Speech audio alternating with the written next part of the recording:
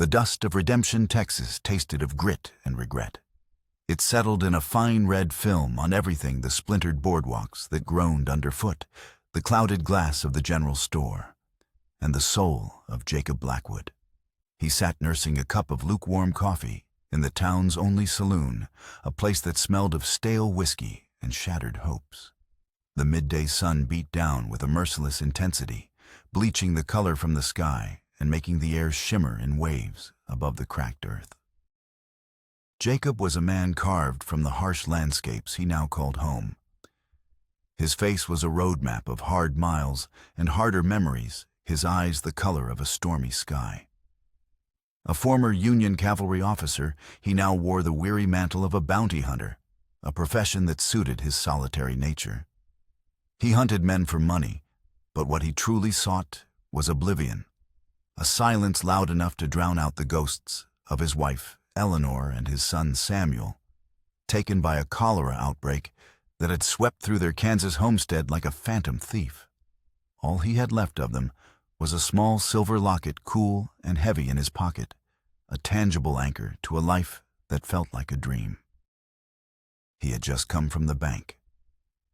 The teller, a young man named Peterson with nervous hands, had agreed to keep the locket in the vault for a few days. The trail was getting rough, and the thought of losing it, the only pictures of their smiling faces, was a fear colder than any winter night. A sudden commotion from the street shattered the saloon's drowsy quiet. Shouts erupted, followed by the sharp crack of a gunshot. Glass shattered. A woman screamed. Jacob's hand instinctively went to the Colt Peacemaker holstered at his hip. Years of training and instinct took over his body, tensing for a fight. He moved to the swinging doors, peering out into the maelstrom of dust and panic. 4 riders, their faces obscured by grimy bandanas, were storming the Redemption Savings and Trust. They moved with a chilling efficiency, a practiced brutality that spoke of countless other towns and other banks. One man stood guard outside his rifle, held with an unnerving calm, while the other 3 disappeared inside. People scattered, diving for cover behind water troughs and overturned barrels. Jacob was a bystander. This was not his fight. The bounty on these men, if there was one, meant nothing to him. He was just passing through. But then the saloon doors swung open again, and a young boy stumbled in his face, pale with terror. It was Cody, the town orphan, a scruffy, bright-eyed kid of about 8 who sometimes ran errands for the saloon owner. "Mr. Blackwood," he gasped, his voice trembling. They're in the bank." Jacob's only response was to push the boy gently behind the heavy oak bar. "Stay down," he commanded, his voice a low growl. He didn't want the boy involved. He didn't want anyone involved. He just wanted to be left alone. The robbery was over as quickly as it had begun. The 3 men burst back out of the bank canvas sacks slung over their shoulders.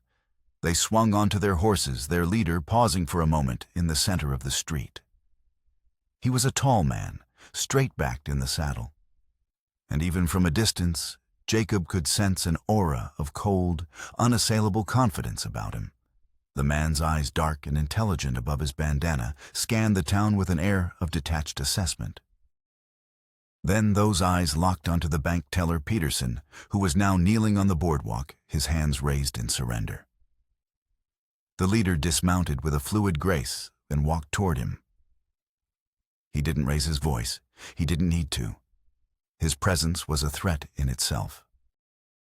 "You were very cooperative," the man said, his voice calm and clear, carrying easily in the sudden silence. He reached into his own pocket, not the canvas sack, and pulled something small and metallic from it. He tossed it to Peterson. It was a single gold coin. "For your trouble."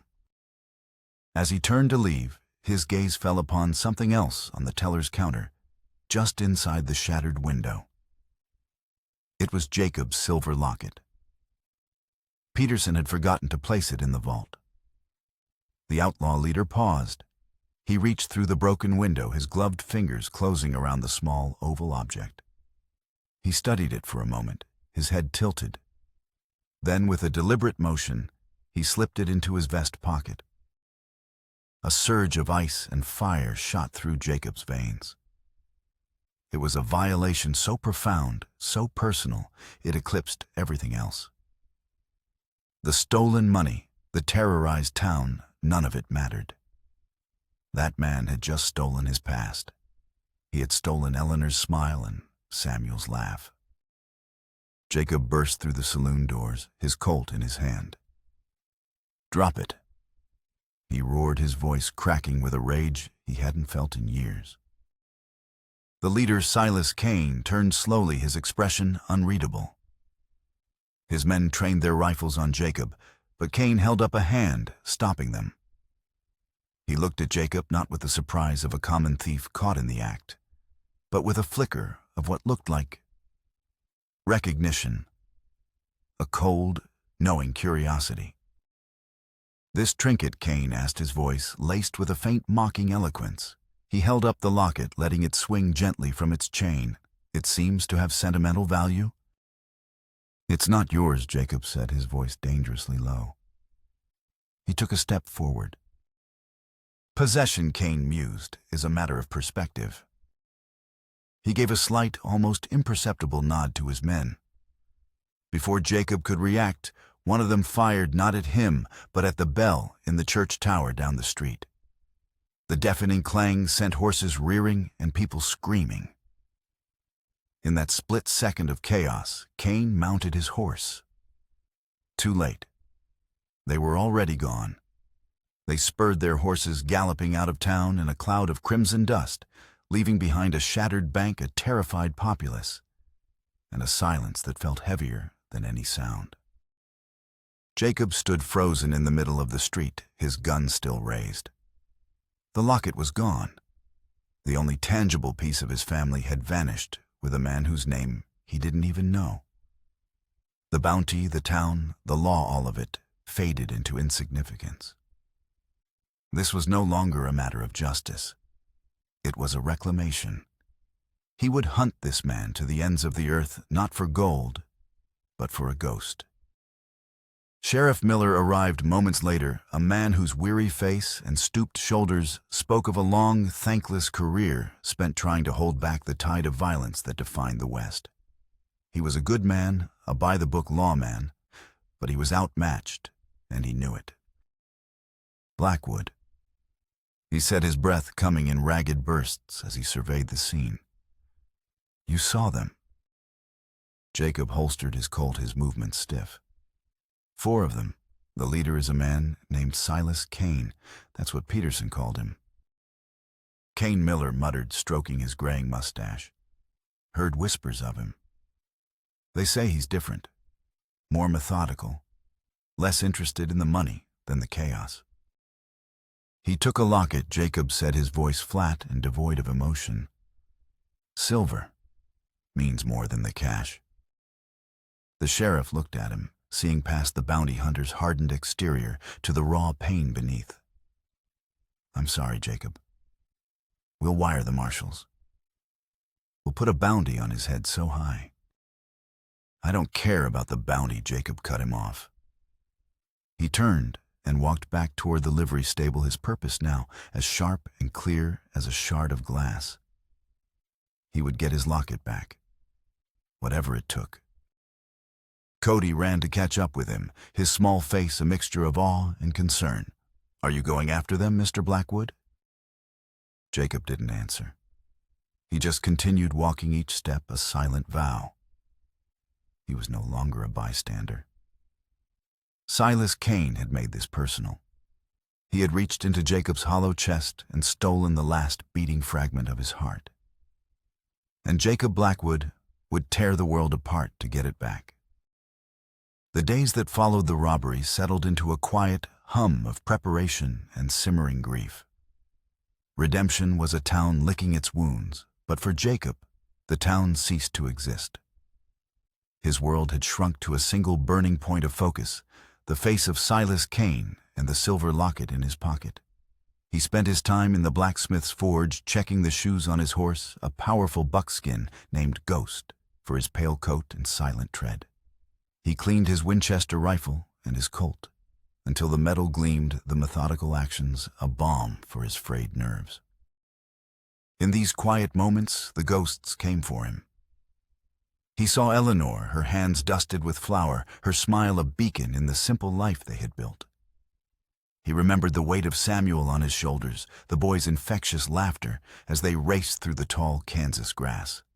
The cholera had come without warning, a merciless plague that respected neither love nor hope. He had buried them both himself under the lone cottonwood tree on their land, the silver locket a final gift from Eleanor that he had clutched in his hand as he shoveled the unforgiving earth. After that, the farm had become a monument to his failure. The army had been his first escape, a place where orders replaced thought, and the chaos of war silenced the chaos in his soul. But even there, the past found him. A single disastrous command, a village of innocents caught in the crossfire, another failure to add to the ledger. He'd left the cavalry with a deep-seated disillusionment and a belief that he was destined to lose everything he touched. Bounty hunting was a fitting penance, a life of solitude chasing other men's demons instead of facing his own. Cody became a frequent and often unwelcome shadow. The boy seemed to sense the gravity of Jacob's mission and attached himself to it with a fierce, childish loyalty. He would appear at the livery with a bucket of fresh water for Ghost or a piece of jerky filched from the general store. "Ghost looks ready for a long ride," Cody observed one afternoon, stroking the horse's muzzle. "Are you leaving soon?" Soon, Jacob replied, not looking up from the saddle he was oiling. "Can I come with you?" the boy asked, his voice small. Jacob stopped his work. He looked at Cody, truly looked at him, and saw the familiar, hopeful innocence he had once seen in his own son's eyes. It was a painful echo. "No, this is no place for a boy." "I can help," Cody insisted. "I'm quiet. I can track. Old man Hemlock taught me before he passed." "The answer is no," Jacob said, his tone sharper than he intended. The boy flinched, and Jacob felt a pang of something akin to guilt. He sighed, the sound heavy with weariness. "Your place is here, Cody. Stay out of trouble." The boy's shoulders slumped, but he didn't leave. He just watched his presence, a silent reminder of a life Jacob could no longer have. Cody was an orphan left behind by a family heading west who decided a child was too much of a burden. The town looked after him in a loose communal way, but he belonged to no one. In that, he and Jacob were the same. That evening, Sheriff Miller found Jacob in the saloon, poring over a map of the surrounding territory. The sheriff laid a freshly printed piece of paper on the table. It was a wanted poster. $500, Miller said. For Silas Kane and his gang. Dead or alive. The wire came through this afternoon. They hit a stagecoach in Willow Creek 2 weeks ago. This wasn't their first stop. Jacob glanced at the poster. The artist's rendering of Kane was a poor imitation, capturing none of the man's cold intelligence. It's not enough. It's all the county can authorize. Miller sighed, slumping into the chair opposite Jacob. Listen, son. I know this is personal for you. I know what that locket meant. But don't let it cloud your judgment. Kane isn't some common road agent. The way he handled that robbery, it was like a military operation. Precise. Disciplined. He knew exactly what he was doing. So do I, Jacob said, folding the map. Jacob, be careful, the sheriff urged. A man chasing revenge is a man who makes mistakes. Jacob met the older man's gaze. This isn't revenge. It's recovery.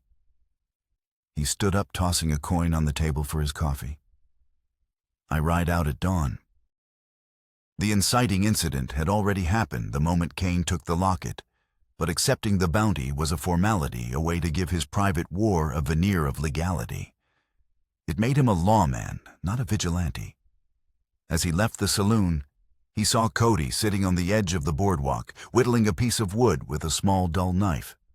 The boy looked up as he approached, his expression hopeful. "You're really going," Cody said. It wasn't a question. Jacob nodded. He reached into his saddlebag and pulled out a small, expertly crafted leather pouch. He tossed it to Cody. "For your knife, so you don't cut yourself." Cody's eyes widened as he examined the pouch.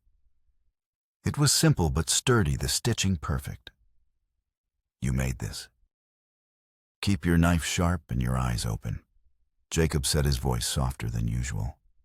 It was the closest he could come to a real goodbye. He turned to leave, but Cody's voice stopped him.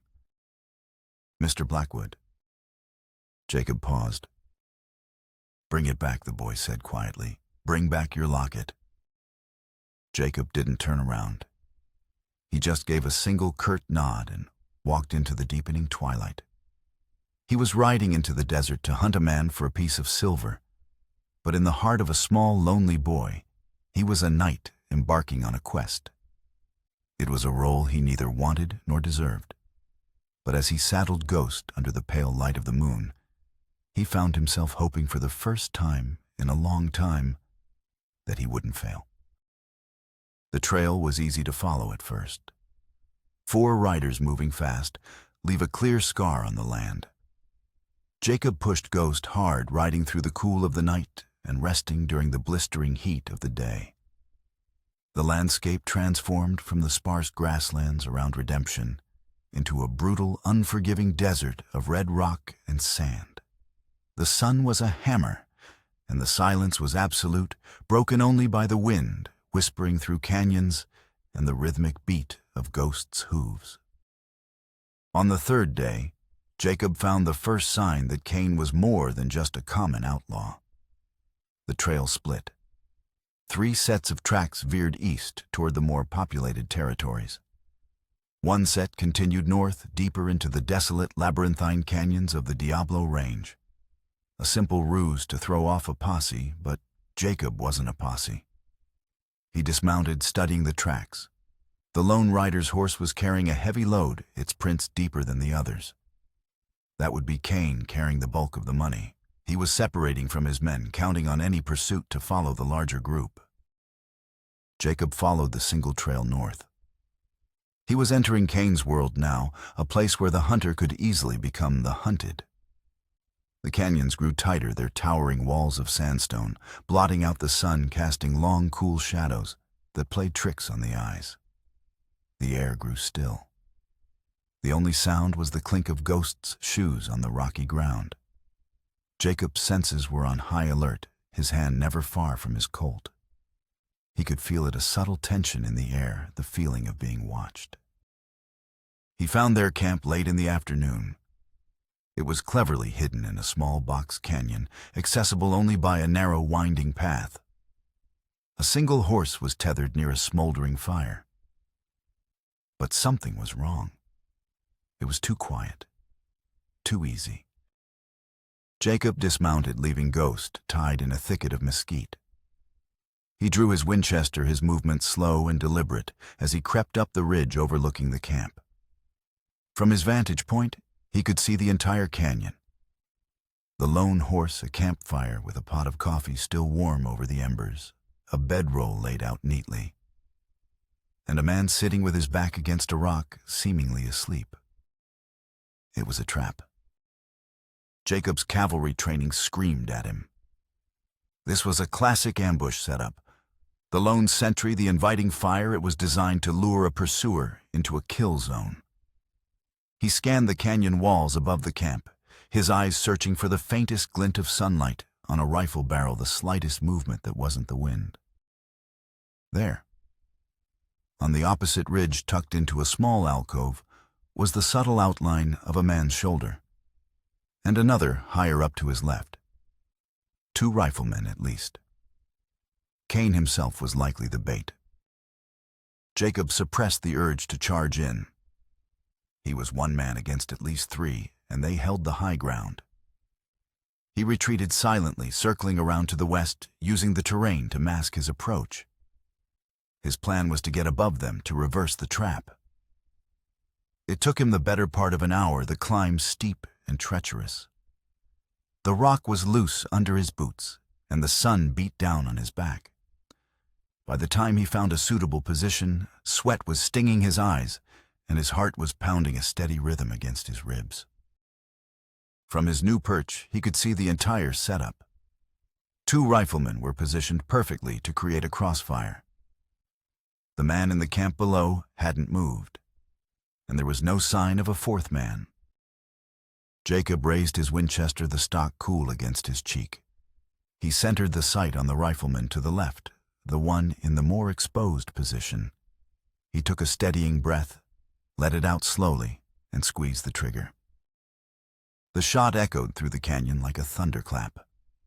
The rifleman jerked backward and was gone. The 2nd rifleman immediately opened fire, not at Jacob, but at the rocks around his previous position on the opposite ridge, confirming that they had been watching that spot all along. Jacob worked the Winchester's lever, chambering a new round. He had the element of surprise, but it wouldn't last long. He needed to move. As he shifted, a bullet ricocheted off the rock near his head, showering him with stone fragments. The shooter was good. Down in the canyon, the man by the fire cane finally moved. But he didn't grab a weapon. He simply stood up, dusted off his trousers, and looked up in Jacob's direction. He raised a hand and waved a casual, almost friendly gesture. Then the world exploded. A 3rd shot came from a completely unexpected direction behind him and to his right. The bullet tore through the fleshy part of his left shoulder, spinning him around. The pain was a white-hot flash. He dropped his rifle and fell tumbling down a short, steep incline of scree. He landed hard at the bottom, his head cracking against a rock. His vision swam. The 4th man. He had missed the 4th man. He heard boots crunching on the gravel above him. Through a haze of pain, he looked up and saw Silas Kane standing over him, his pistol aimed steadily at Jacob's head. Kane's face was no longer obscured by a bandana. He had sharp, intelligent features, and his eyes were a startlingly pale gray, cold and analytical. He wasn't breathing heavily. He wasn't excited. He looked like a man who had just finished a routine chore. "You're better than the last 2, Kane said, his voice as calm as it had been in Redemption. "They stumbled right into the crossfire. You saw it. Impressive." Jacob gritted his teeth against the pain, his hand moving slowly toward his Colt. "I wouldn't," Kane advised. "My man on the ridge is an excellent shot. And I am a fair one. You'd be dead before your fingers touch the grip." Jacob let his hand fall. "What do you want?" He gasped the words, tasting of blood and dust. I simply want to understand who you are," Kane said, crouching down beside him. The sheriff in Redemption wouldn't ride this far, and a posse would be larger. "You're alone. So you must be the man whose trinket I acquired." He reached into his vest and produced the silver locket. He opened it, studying the tiny portraits inside. A beautiful family. It's a tragedy what can be lost in an instant. The words were like a physical blow. Jacob struggled to sit up, but the pain in his shoulder was a blinding fire. "Who are you?" Jacob managed to ask. "Just a man with a grievance," Kane said, snapping the locket shut. He didn't put it back in his pocket. Instead, he placed it on a flat rock just out of Jacob's reach. A taunt. A promise. "You fight like a soldier. Cavalry, I'd wager. You have that look about you. The one that says you've seen too much and believe in too little." Kane stood up. "I'm going to leave you here. The wound isn't fatal if you tend to it. The desert, however, might be. It's a 50-mile walk back to anything resembling civilization. If you live, consider it a professional courtesy."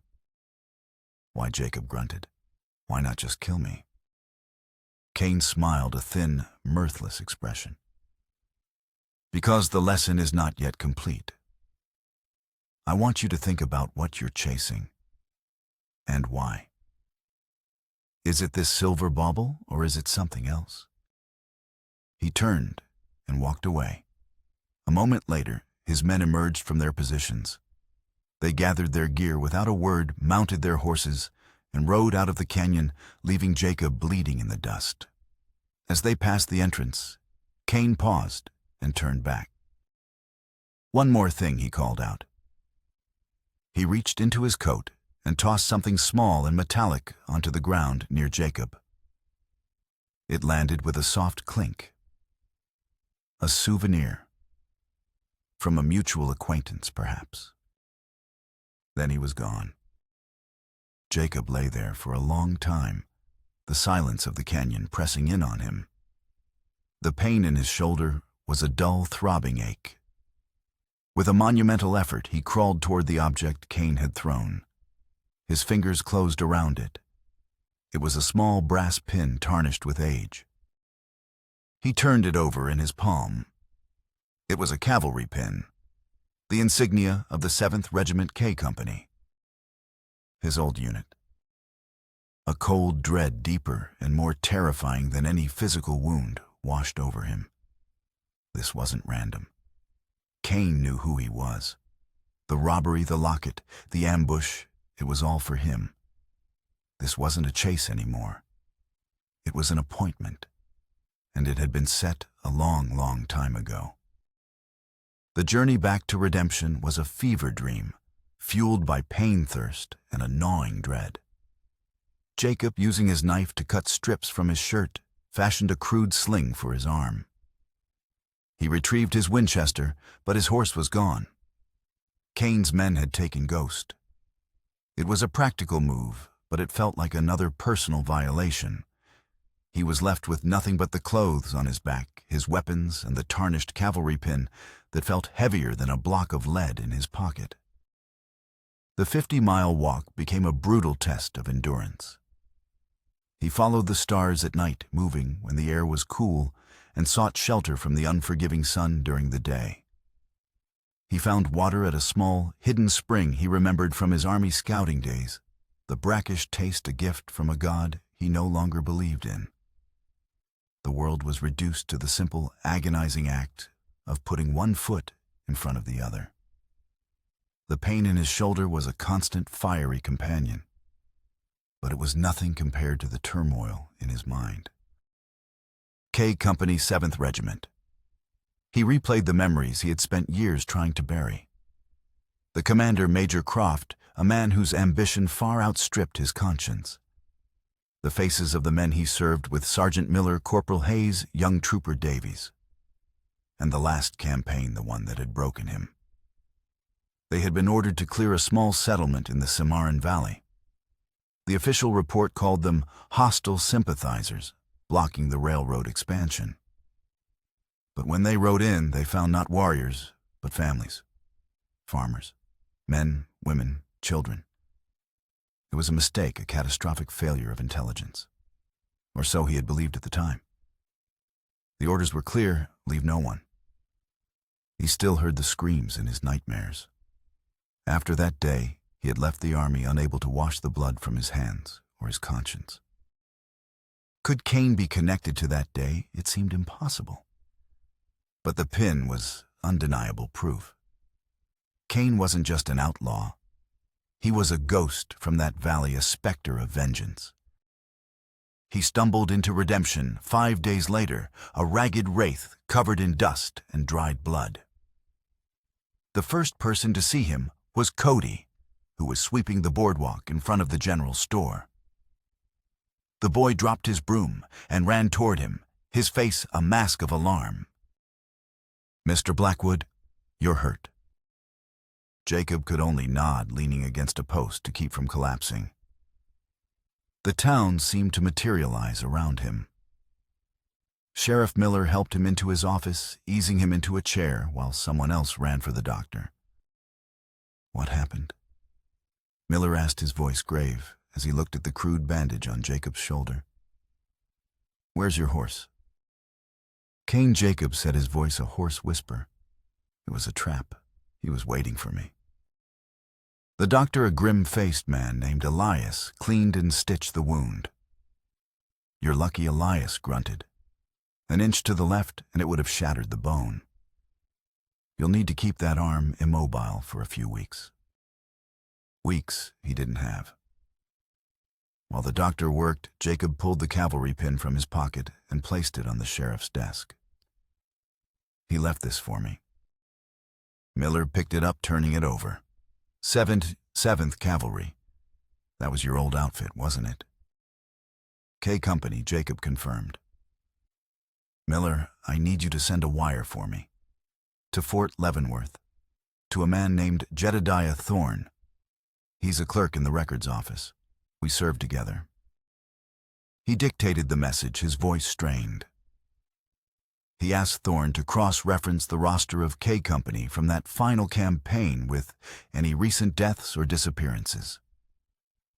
He listed the names he could remember. Hayes Davies Sergeant Miller, no relation to the sheriff. He needed to know if he was the only one. The next few days were spent in a state of forced inactivity. He rented his small room at the boarding house, his shoulder aching with a deep, persistent throb. Cody became his self-appointed caretaker. The boy brought him meals from the saloon, fresh water, and most importantly, news from the telegraph office. He would sit by Jacob's bed, reading from an old dime novel in a slow, halting voice, providing a distraction from the pain and the waiting. A bond began to form between them, forged in the quiet spaces of recovery. Jacob found himself talking to the boy, telling him small stories about growing up on a farm, teaching him how to tie a proper knot, showing him how to read the clouds for weather. In Cody's inquisitive, unfiltered presence, the walls Jacob had built around himself began to crack. He saw his own son Samuel in the boy's unruly hair and bright, curious eyes. It was a painful and yet strangely comforting sensation. "When your shoulder is better," Cody said one afternoon, "will you teach me to shoot, like you did?" "Maybe," Jacob said. The word felt foreign on his tongue. He hadn't thought about a maybe for a long time. His future had always been a straight, dark line. On the 4th day, the reply from Fort Leavenworth arrived. Cody burst into the room, waving the thin slip of paper. "It's here." Jacob's hands trembled slightly as he took the telegram. He read it once, then twice, the words confirming his darkest fears. "Jacob, received your wire. Bad news all around. Stuart Miller killed in a saloon brawl in Denver 2 months ago. Witnesses said the other man was calm, well-dressed, never caught. Hayes died in a supposed hunting accident in Wyoming last year. Davies vanished from a mining camp in the Dakotas, presumed dead. Every man from the Cimarron list is gone. All except you and Major Croft, who is now a colonel in D.C. Be careful, my friend. This is no coincidence. Jed." The telegram slipped from his fingers. It was a death list. Cain was hunting them down one by one, methodically, patiently. The robberies, the wanted posters, they were all a smokescreen, a brilliant misdirection to cover his true mission. This was a vendetta born in the dust and blood of the Cimarron Valley. The hunt was not for money. It was for him. He was the last one on the list, save for the officer who gave the order.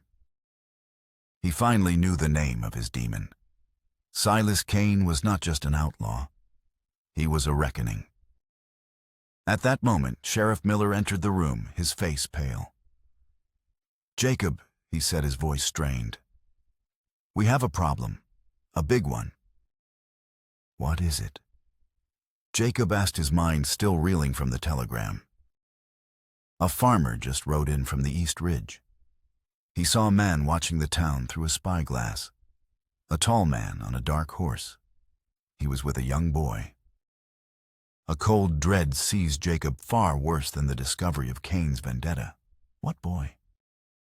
The sheriff's eyes were filled with pity.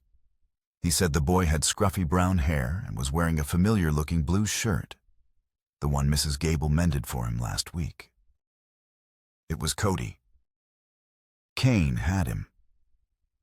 He had bypassed the direct confrontation and had gone straight for the one thing, the one person he knew Jacob now cared about. He had taken the boy who was becoming a son to him. Jacob was on his feet, the pain in his shoulder forgotten, his mind a maelstrom of fury and terror. On his bedside table was a note that hadn't been there a moment before.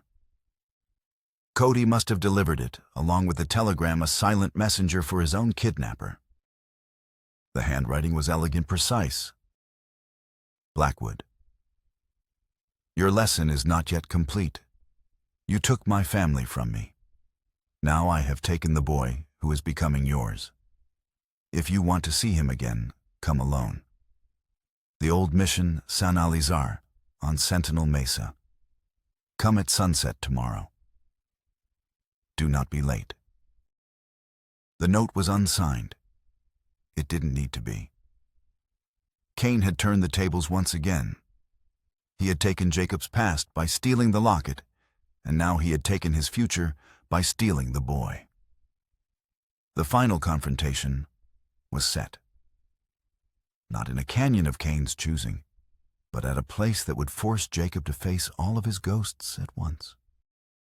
The ride to Sentinel Mesa was a frantic, desperate race against the setting sun. Jacob pushed his new horse, a sturdy gray he'd acquired from the livery, harder than he ever had before. The pain in his shoulder was a searing agony, a constant reminder of his earlier failure. He had ignored Sheriff Miller's offer of a posse. Cain's note had been explicit, come alone. This was between the two of them, a final terrible accounting. As he rode, the sky to the west began to bleed into shades of orange and purple.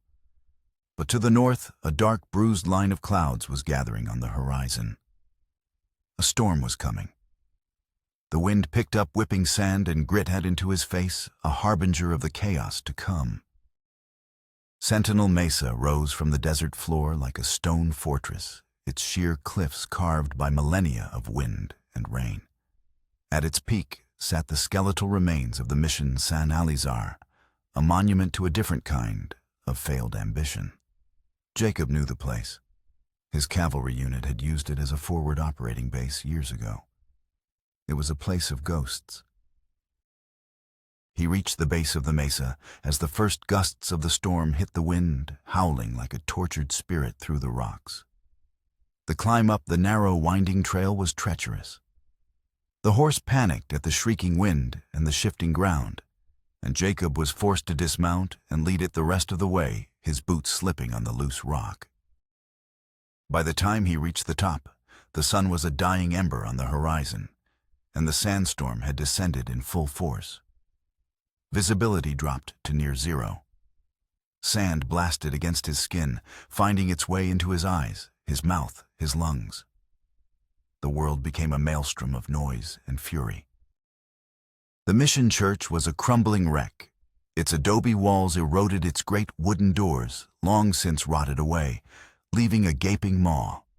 Inside, the wind shrieked through the collapsed roof, creating a vortex of swirling dust and debris. In the fading light, he could just make out two figures standing before the ruined altar at the far end of the nave, Silas Cain and Cody. Cain held a lantern, its flickering yellow light casting long dancing shadows that made the ruins seem alive. He held a pistol casually in his other hand, though it was not pointed at the boy. Cody stood beside him, small and terrified, but trying his best to look brave. "You're punctual," Blackwood Cain's voice cut through the howl of the wind. "I was beginning to worry you'd lost your nerve." "Let the boy go, Cain," Jacob shouted, his own voice hoarse from the sand. "This is between you and me." He took a step into the church, his hand on the butt of his Colt. "Everything is between you and me." Cain replied, his voice eerily calm amidst the storm.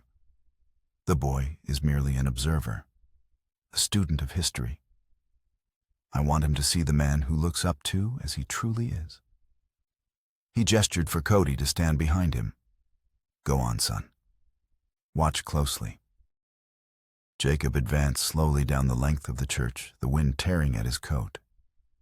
Debris leaves sand, small pebbles swirled around his feet. You've been hunting us. All of K Company. A reunion of sorts, Cain said with a chilling smile. You are the last on my list. The guest of honor. The Cimarron Valley, Jacob stated the words, tasting like ash. That's where it started. Cain's smile vanished, replaced by a mask of pure cold grief. It is where everything ended. My name wasn't always Cain. It was Elias Thorne. I was a farmer, a husband, a father. My wife was named Maria. My daughter Lily. She was 7 years old.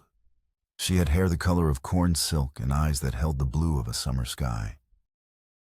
The description was a knife to Jacob's heart. He stopped the pieces of the puzzle clicking into place with horrifying clarity. We were a peaceful settlement. Cain Elias continued, his voice thick with a sorrow that had sharpened into a weapon over the years. We traded with the local tribes. We broke no laws. But we were in the way of a railroad man's ambition. And your commander, Major Croft, was a man who could be bought. He declared our settlement a hostile encampment. He gave you your orders. And you followed them. Jacob could see it now, a memory he had fought to suppress. A small farmhouse at the edge of the settlement. A woman and a little girl with blonde hair running for cover. He had been ordered to... He squeezed his eyes shut. I didn't know. We were told... You were told lies, and you chose to believe them. Elias roared, his composure finally breaking. Did they look like warriors to you? Did the children you? Did they seem like a threat? You burned our homes? You destroyed our lives. I was away trading for supplies. When I returned, I found nothing but ashes and ghosts. I found my wife and daughter in the ruins of our home.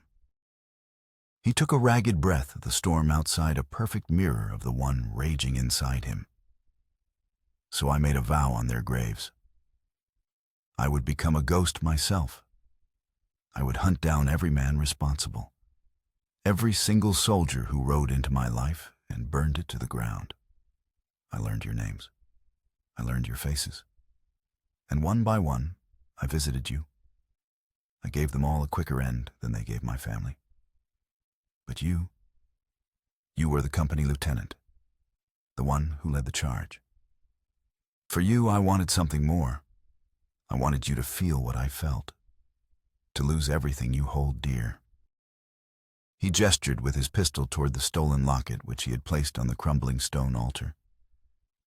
First, the memory of your past. And then, he glanced back at Cody. The hope for your future. As Elias spoke, he had been moving subtly, shifting his position. He kicked a loose pile of rubble, and a section of the floor near Jacob gave way, revealing a dark pit beneath. Jacob stumbled back, catching himself just in time. It was a trap within a trap. It ends tonight, Blackwood, Elias declared. From the shadows behind the altar, another man emerged, one of Cain's gang holding a rifle. Elias had not come alone. But as the rifleman raised his weapon, a small figure darted out from behind Elias. It was Cody. He threw a rock with all his might, hitting the rifleman in the side of the head. The shot went wide, splintering a wooden beam above Jacob's head. Run, Mr. Blackwood, Cody screamed. The distraction was all Jacob needed. He drew his Colt and fired not at Elias, but at the lantern he held. It shattered, plunging the church into near total darkness, save for the fleeting, ghostly light of the lightning that now split the sky. In the disorienting strobe of light and dark, The fight became a desperate, brutal ballet. Jacob lunged forward, tackling Cody and pulling him to the floor, shielding the boy with his body as the second rifleman fired blindly into the darkness. Jacob returned fire, the muzzle flash, a brief, violent star in the gloom. He heard a grunt and the heavy thud of a body hitting the floor. Elias was shouting, his voice filled with fury. "You see, boy, this is your hero, a killer." A piece of the roof weakened by the storm, and the stray bullets groaned and then collapsed, sending a shower of adobe and timber crashing down between them. Jacob pushed Cody toward the relative safety of a side chapel. "Stay here," he commanded. He rose and faced Elias across the newly formed barrier of debris. In a flash of lightning, he saw that Elias had discarded his pistol and was now holding a cavalry saber, its long, cruel blade gleaming. He must have taken it from one of his victims. "A soldier's death, Lieutenant Blackwood," Elias hissed. Jacob holstered his Colt and drew his own knife. A gunfight was too risky with Cody so close. He vaulted over the debris, his injured shoulder screaming in protest. The two men circled each other in the heart of the storm-racked church. Two ghosts of the same tragedy bound together by a single terrible day. They clashed, the scrape of steel on steel ringing through the cacophony. Elias fought with a desperate, vengeful fury, but Jacob fought with the cold, disciplined training of a soldier. He parried and dodged his movements, economical, conserving his strength. "Croft sold us all," Jacob grunted, deflecting a wild slash. "He sold you out for money, and he sold us out for his career." "And you were his willing tool," Elias countered, pressing his attack. As they fought, Elias reached into his coat and threw a small leather-bound journal at Jacob's feet. "Read it proof, a letter from the railroad baron to Croft, detailing the entire arrangement. I found it in your sergeant's belongings before I killed him.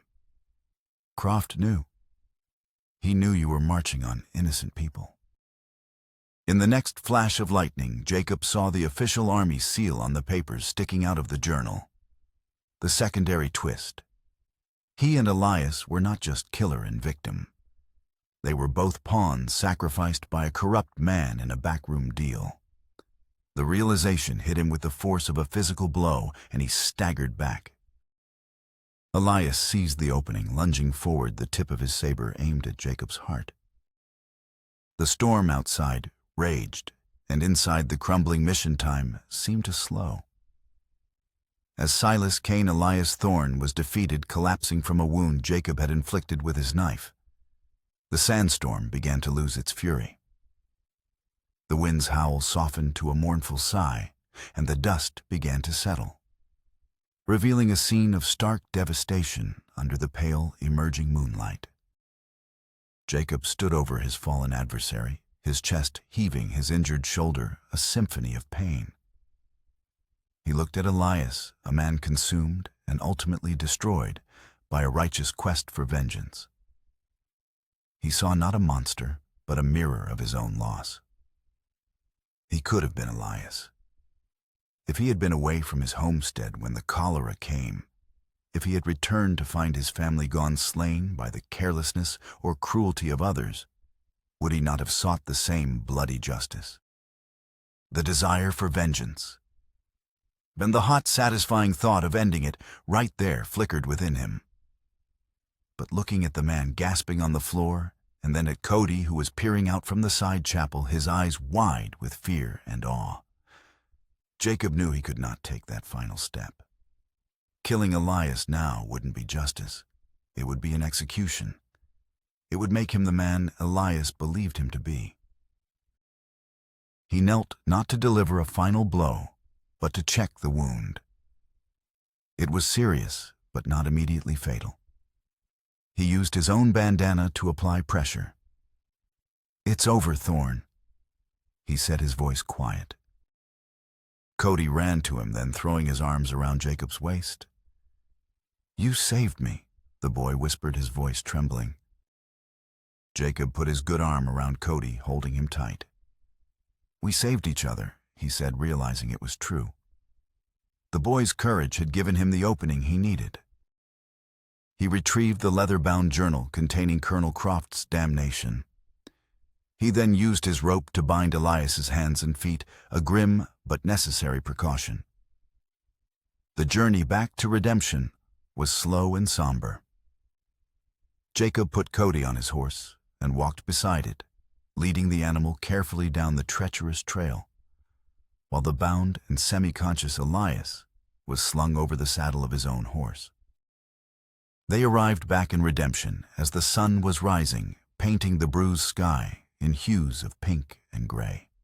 The town was just stirring, and the sight of their strange procession, the weary hero, the rescued boy, and the captured villain, drew stunned onlookers from their homes.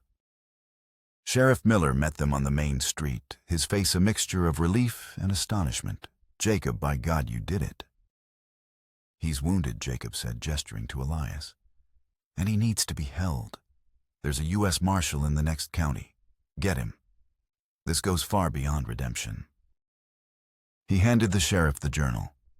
"This will explain everything. More than you want to know." He helped Cody down from the horse, his first priority the boy's safety. He took him to the town doctor to be checked over his presence, a quiet, reassuring anchor for the terrified child. Later, after Elias was secured in a cell, and the story had been relayed to a stunned Sheriff Miller, Jacob sat with Cody on the boardwalk, watching the town slowly come back to life. He had faced his past.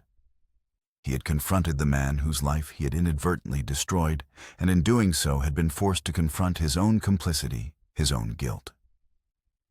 He had not pulled the trigger in Cimarron Valley, but he had followed the orders. He had been a part of the machine. Handing Elias and the evidence over to the law was the first step toward atonement. It was a choice for justice over vengeance, a choice he hoped would begin to cleanse the stain on his soul. He had not recovered his locket. It remained on that ruined altar on Sentinel Mesa, but he was beginning to realize that what he truly needed to recover was himself. In the weeks that followed, a quiet sense of order returned to redemption. But for Jacob Blackwood, it was a period of profound change. The news of Colonel Croft's downfall spread like wildfire. Presented with the undeniable evidence from Elias Thorne's journal, the Army had no choice but to act. Croft was arrested, his distinguished career ending in a disgraceful court-martial that exposed a deep rot of corruption. For the families of the Cimarron Valley, it was a posthumous justice, a validation of their innocence. For Jacob, it was a closing of a dark chapter, proof that the system, for all its flaws, could sometimes be forced to reckon with the truth. Elias Thorne, his life now understood. In the tragic context of his loss, was sentenced to life in a federal penitentiary instead of the gallows. Before he was transferred, Jacob visited him one last time in the redemption jail. The two men sat in silence for a long while, the space between them filled with the ghosts of all they had lost. "My wife," Maria Elias said finally, his voice raspy. She loved to sing. "My daughter." Lily was afraid of thunderstorms. Jacob knotted his throat tight. "My wife Eleanor made the best apple pie in 3 counties. My son Samuel wanted to be a blacksmith." It was not forgiveness, not an absolution, but it was an acknowledgement of their shared humanity, a recognition that they were two sides of the same tragic coin, both victims of a greater evil. They would never be friends, but in that quiet cell, they were no longer enemies. With the external conflicts resolved, Jacob was left with the internal one. He could no longer be the man he was. The solitary drifting life of a bounty hunter held no appeal. He had found something in redemption, something he thought he had lost forever, a reason to stay. That reason was a scruffy, resilient orphan boy named Cody. He went to the town clerk's office, his hat in his hands, and began the formal, clumsy process of adoption. The town, having witnessed his quiet transformation and his fierce protection of the boy, rallied behind him. Sheriff Miller acted as his reference, and even the stern Mrs. Gable from the boarding house offered a tearful endorsement. The day it became official, Jacob found Cody by the creek at the edge of town, skipping stones across the water. "Cody," he said, his voice softer than the boy had ever heard it, "there's something we need to talk about." He explained in simple, direct terms what adoption meant. That it meant they would be a family, not replacing the one Cody had lost, but building a new one together. Cody's eyes filled with tears, but he didn't try to hide them. He just looked up at the tall, scarred man who had ridden into his life and changed it forever. "Does this mean I can call you Pa?" Jacob felt the last of the ice around his heart finally melt away. He knelt and pulled the boy into a fierce hug.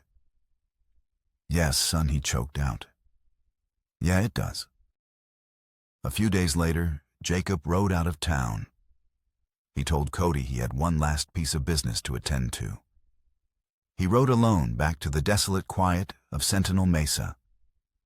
He climbed the winding path to the mission San Alizar, the ruins now silent and peaceful under the afternoon sun. He walked through the nave, the scars of their battle already being softened by the shifting sands. There, on the crumbling altar, just where Elias had left it, sat the small silver locket. He picked it up, its familiar weight a comfort in his palm. He opened it, looking at the smiling faces of Eleanor and Samuel. He had fought so hard for this last piece of them. But now holding it, he understood. They were not in the locket. They were in his heart, in his memories. The locket was just a vessel for his grief, an anchor that kept him tied to a past of pain. He did not ride back to redemption. Instead, he rode to a high hill that overlooked the small, dusty town that had become his home. Cody was waiting for him at the top. Jacob sat down beside his new son. He opened the locket one last time and showed the pictures to Cody. "This was Eleanor," he said, his voice steady, "my wife. And this was Samuel, my first son. They were my family, and I will always love them." Cody looked at the pictures with a solemn respect. "They're beautiful." Jacob nodded. He looked at the pictures for a long moment, saying a silent, final goodbye. He then closed the locket with a soft click. With his bare hands, he dug a small hole in the rich, dark earth at the crest of the hill. He placed the locket inside a tangible symbol of his grief and his past. He gently covered it with soil, patting the ground flat. This act was not one of forgetting, but of acceptance. He was finally letting go of the all-consuming sorrow and making room for a new future. He put his arm around Cody's shoulders, and together they watched the sun begin to set, casting a golden glow over the town of redemption. He had ridden into town, a broken man, hunting a ghost. He would stay as a father, building a life,